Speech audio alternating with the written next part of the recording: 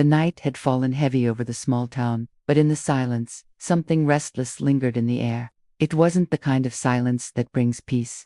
It was the kind that makes you feel as though eyes are watching you from the shadows, waiting for the right moment to step forward. From the corner of a narrow street, a dim lantern flickered against the wind, its flame dancing nervously as if it, too, knew that danger was near. People hurried home from the market, whispering to each other in low tones. Mothers pulled their children close. Old men kept glancing over their shoulders. Everyone sensed it, though no one dared to speak too loud. At the center of all this tension was Ibrahim, a man caught between two worlds. By day, he looked ordinary, just another face in the crowd, dressed in simple clothes, carrying the weight of responsibility like everyone else. But by night, his secrets burned in his chest like fire. There were things he had seen, things he had done, that no one in this town could ever imagine. Ibrahim wasn't born into darkness. He had once been full of hope, full of dreams of building a better life for his family. But life has a way of twisting dreams into nightmares when desperation knocks too long at the door. And now, standing under the broken street lamp, he felt as if every decision he had ever made was leading him here to this moment, to this silence that seemed to hold its breath. The sound of footsteps echoed, slow, deliberate, coming closer. Ibrahim stiffened, his hand instinctively brushing against the small leather pouch hidden under his cloak. Inside it was something valuable, something dangerous, the kind of thing that could change everything if it ever fell into the wrong hands. From the shadows emerged Mullah Musa, tall, sharp, at his face unreadable. Musa was known in whispers, feared in silence. He had the kind of presence that could silence a room without saying a word. His reputation was like smoke. Everyone could feel it in their lungs, even if they never saw the fire. Ibrahim Musa's voice cut through the stillness like a blade, deep and controlled. "You kept me waiting."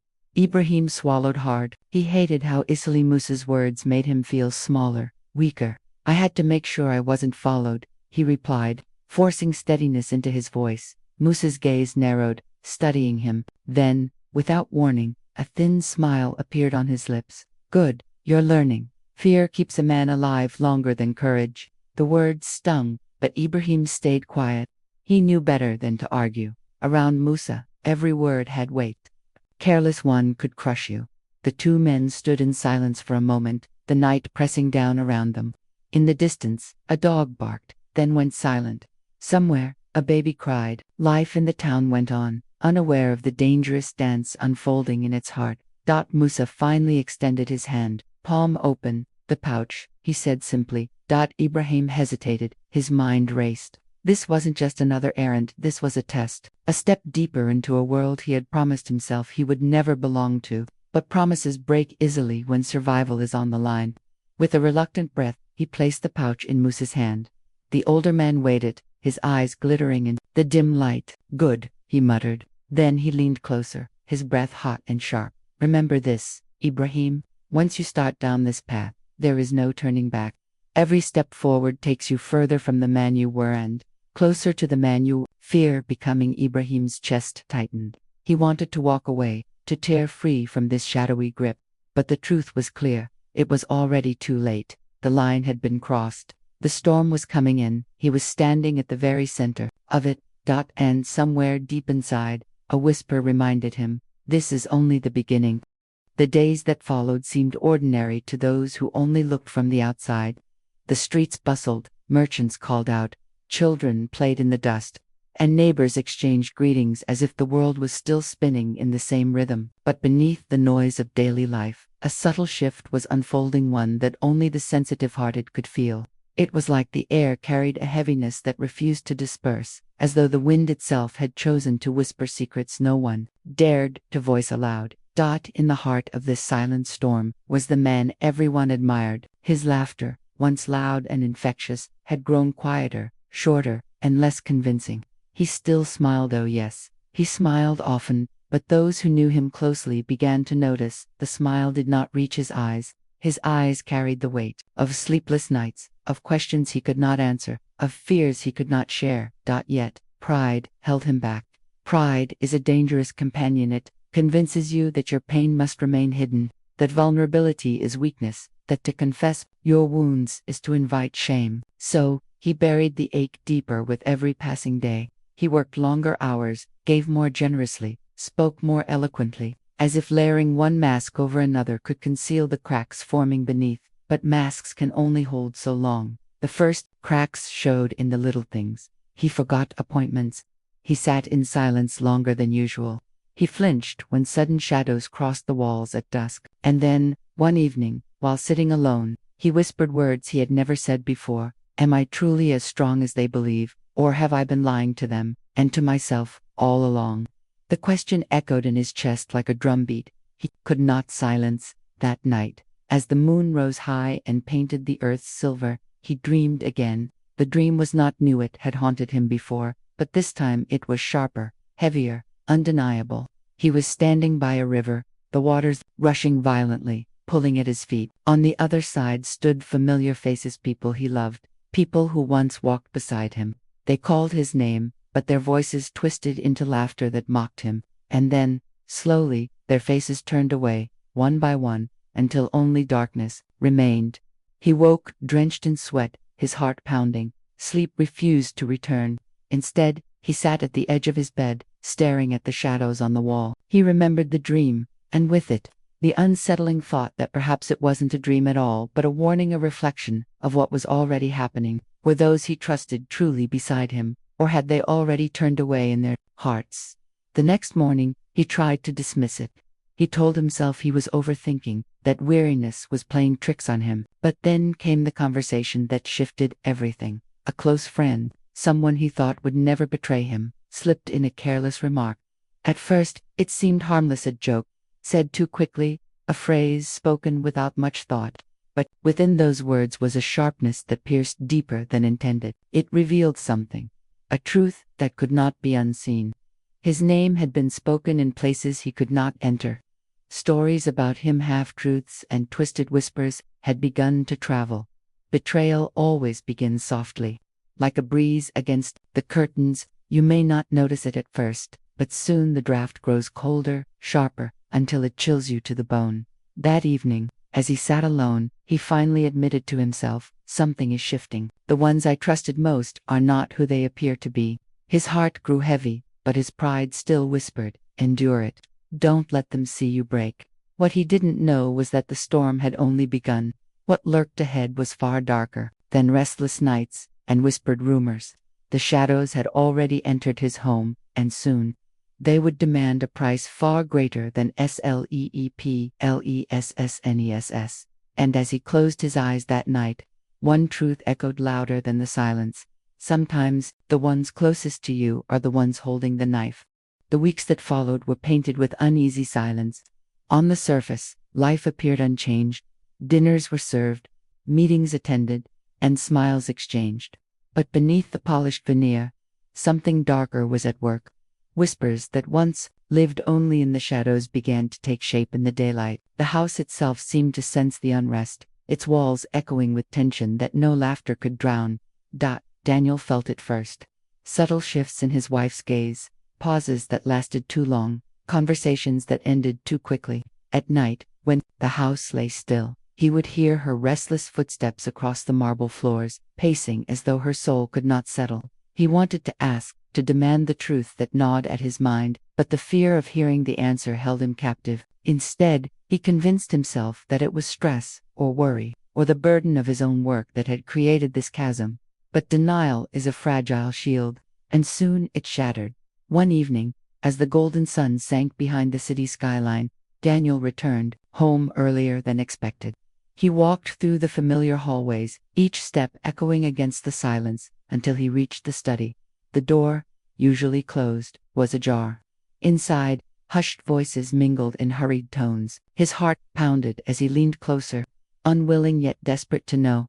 The words cut through him like glass. He doesn't suspect a thing. Daniel staggered back, his breath stolen. The voice was hers, his wife's, and it carried a tone he had never heard before, cold, calculating. And beside her, another voice replied with quiet assurance, a man's voice, one he recognized but could not immediately place. The room spun as fragments of reality collided, the love he had defended, the trust he had built, now dissolving before him. He did not confront them, not then. Instead, he retreated into the night, walking aimlessly through the streets as the city lights blurred into streaks of sorrow. His mind replayed every smile, every touch, every moment he had once cherished, now tainted by suspicion. He asked himself again and again, was it real, or had it all been a performance? Days turned into nights, and nights into endless hours of torment. Daniel withdrew, his once commanding presence replaced by quiet brooding. His colleagues noticed, his friends questioned, but he dismissed them all with practiced indifference. Inside, however, the battle raged. Love warred with betrayal. Hope clashed with despair. And through it all, the haunting echo of those words, "He doesn't suspect a thing," echoed like a curse. His breaking point arrived in silence. At dinner one evening, his wife sat across from him, her eyes sparkling as though nothing had changed. She spoke of trivial matters, her laughter delicate and sweet, but Daniel, staring into her eyes, saw only the reflection of lies. He realized then that confrontation was no longer a choice, it was inevitable. And yet, when he opened his mouth, the words refused to come. Instead, he lowered his gaze and let the moment pass. The cowardice burned within him, but so too did the desperate need to cling to what little remained of the life he had built. For to confront her was to destroy it all. And Daniel was not yet ready to face that ruin. But ruin, like a storm, comes whether you are ready or not. Morning light crept into the house like an uninvited guest. For most homes, the rising sun brought warmth and renewal, but in this household, it only revealed more cracks, more shadows that had been ignored in the dark. Naya sat at the dining table, staring at the untouched plate of food before her. The steam had long since faded, leaving the meal cold, an unspoken reflection of what their family bonds had become. Across from her, Kofi scrolled through his phone, his face half hidden, his shoulders tense. Every vibration, every soft chime of a notification, seemed to pull him further away from the room they shared. Naya finally spoke, her voice soft but steady. "Do you even notice me anymore?" Kofi's eyes flickered up briefly, caught between irritation and guilt. "I'm here, aren't I?" he replied, his tone sharp, though his words lacked conviction. "You're here, but your heart isn't," she countered, her fingers curled around the edge of the table, gripping it as if she were holding on to the very remnants of their marriage. "I've watched you drift further and further away. The late nights, the silence, the way you avoid my eyes." Kofi sighed, setting the phone down with exaggerated force. "You always imagine the worst. Can't a man be tired without being accused?" But beneath his defensiveness, a bead of sweat rolled down his temple. Because deep inside, he knew she was right. The weight of secrets, the lure of attention from elsewhere, had dug into his conscience. What once was harmless distraction had now grown into dangerous temptation. That evening, Naya walked into their bedroom to find Kofi half-packed for a business trip she hadn't heard about. "Where are you going?" she asked, her voice trembling. "Work," he replied too quickly. "They need me in the city for a few days." Her eyes narrowed, scanning the bag. "Funny, because I spoke to Tund today, and he said your office has no scheduled travel this week." Silence fell heavy between them, suffocating. Kofi's jaw tightened, his hands frozen mid-fold with a shirt clutched in his grip. Heart pounded as if it wanted to burst out of her chest. "Tell me the truth," she demanded. "Don't stand there and insult my intelligence." Kofi dropped the shirt, his shoulders slumping. For the first time, the mask cracked. "I didn't want it to come to this," he whispered, barely audible. "But things haven't been right between us for a long time." Her breath caught. "So you decided betrayal was the solution?" The word hung in the air, betrayal. Heavy, sharp, undeniable. Tears burned at the corners of her eyes, but she refused to let them fall. "Not yet. After everything we've built, everything we've sacrificed, this is what you choose." Kofi turned away, ashamed.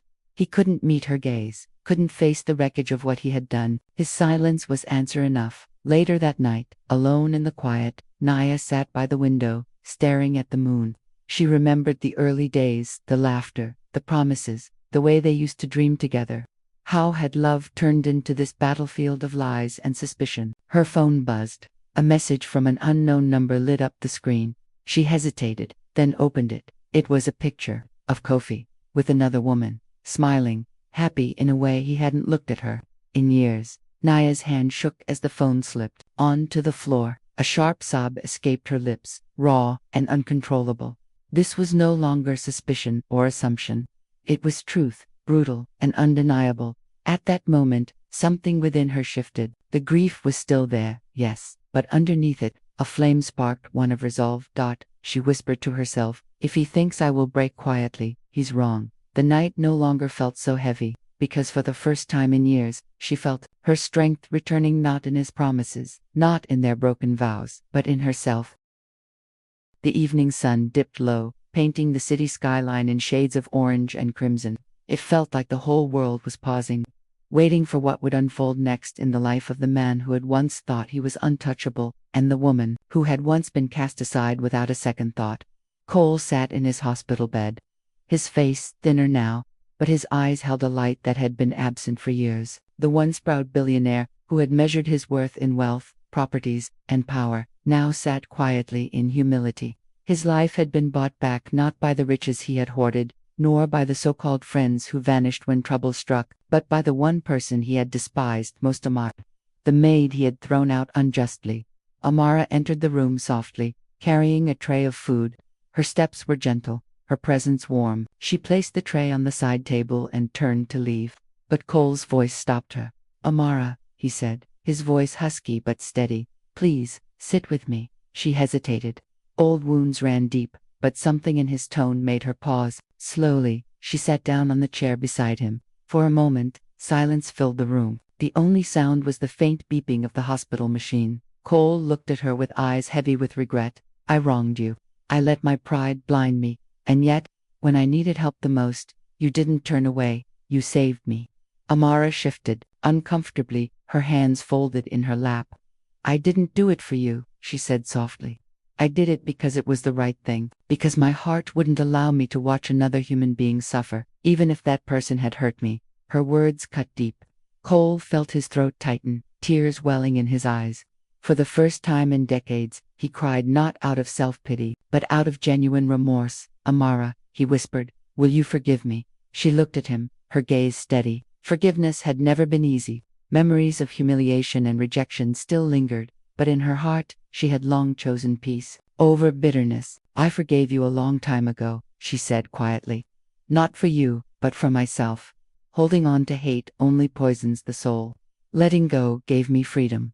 Cole broke down, sobbing silently. Amara reached out, placing her hand on his, a small but powerful gesture that symbolized release, healing, and closure.